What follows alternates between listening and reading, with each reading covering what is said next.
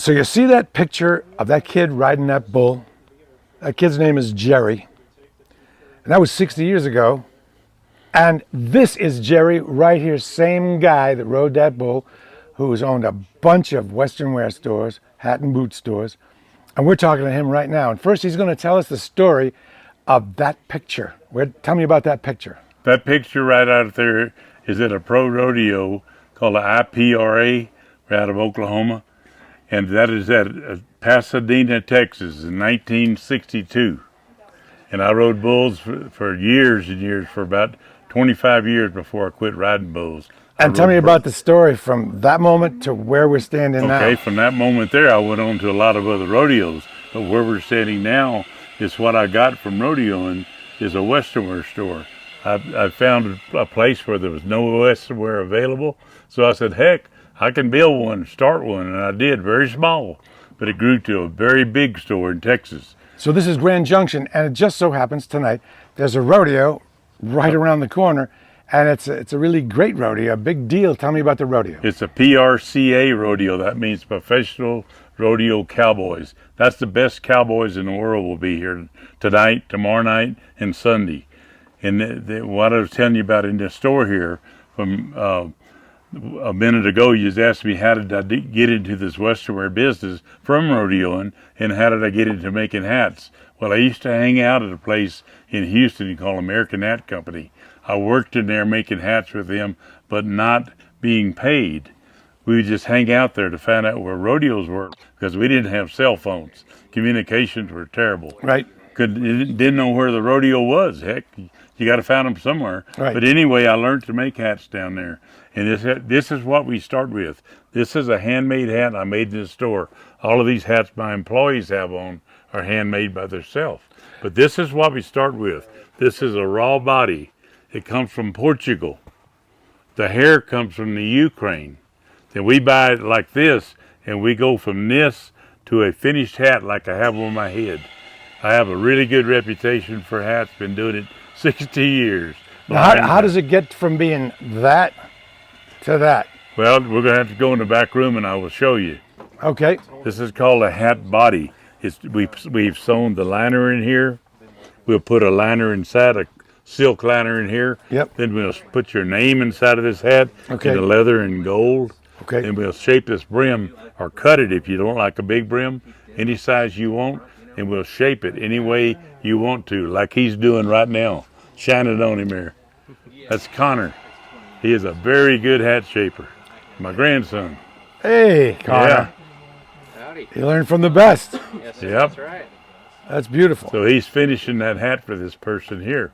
He tells him what he wants. He'll make it for him the way he wants it. Not what we like. It's what he likes. He's buying it.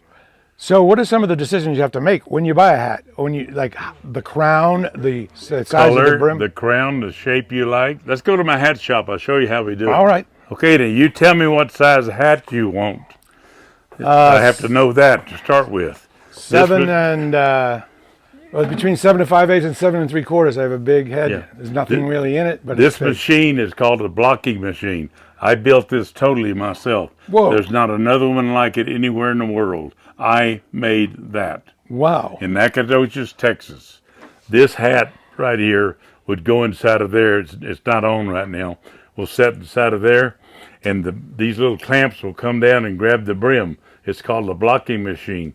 See these little deals inside of here? They come down and grab the hat.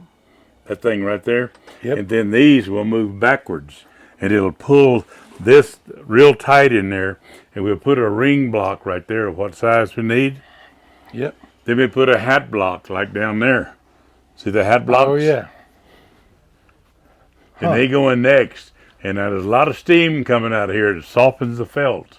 And we'll put a block in there, and we'll push it in this blocking machine. And it'll come out looking just like right here with no crease in it at all. Like this hat here. Yep. It's not creased at all.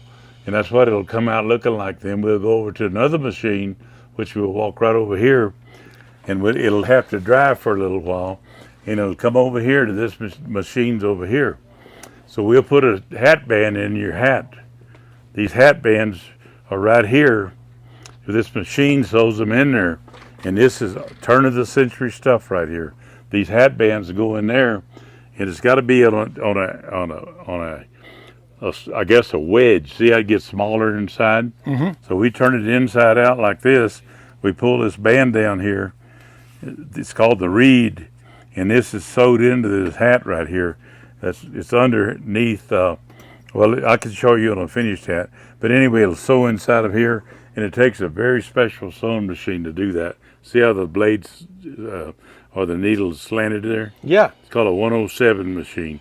Whoa. You won't find those in every corner. Wow. And then we'll take this hat to the front. It'll be basically finished. Or this hat right here, what we're going to do to this is we're going to pounce it, and we'll re-sand it with a special sandpaper. It takes 5 different kinds of sandpaper. And to sand his hair, then it'll get just smooth as silk. And it gets the feel of the hat is determined by the percentage of beaver felt and rabbit hair is made out of. So you tell us what quality you want, and that's what we do. Then this hat will go to the front, like you was watching Connor shape a hat a while ago. Then he'll tell us what crease he wants, like this crease right here.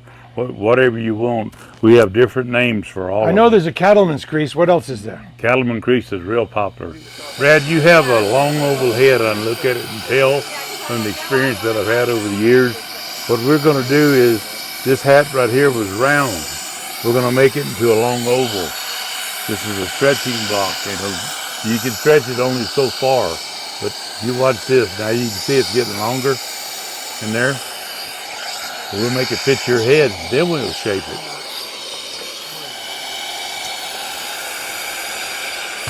And I'm going to seam the brim a little bit and make the brim the shape with the head size.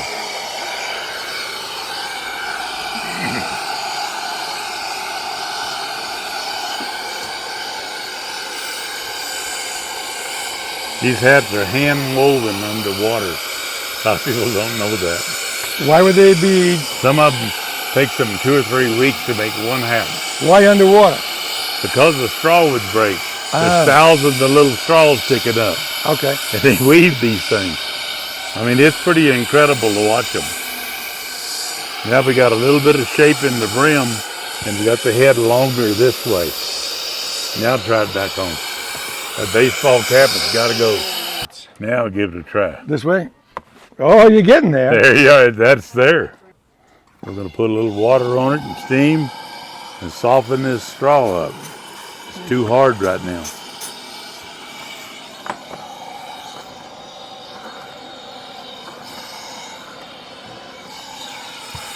I would probably say in 62 years, I've probably, and I don't think I'd be underestimating pushing 1 million hats. Really? Yes, sir. I think so.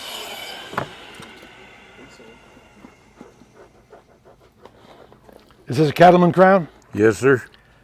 And you got to have a pretty good eye to make sure it all looks straight and symmetrical with the longest part of this hat. There's several other stores in this town, and they shape hats a little bit, not like what we do, but we'll have people buy a hat somewhere and come back and get us to shape it. Really? So they'll buy a hat somewhere else and have you shape it? We know what we're doing, I guess I'd say. You tell them no? That's so good. Who knew I would run into the best? Hey, you ought to take time and come to this rodeo tonight or tomorrow night. I'm telling you. Tonight. It's a good one. I'm not doing anything. It's right down the street, half a mile. All right. And they got a few extra bulls if you want to get on one. Well, that's what I was thinking I'd probably do. Yeah. Brad, I finished shaping your hat. A while ago, it had no shape in it. None. It wouldn't even fit your head. It would not. We made it to a longer oval.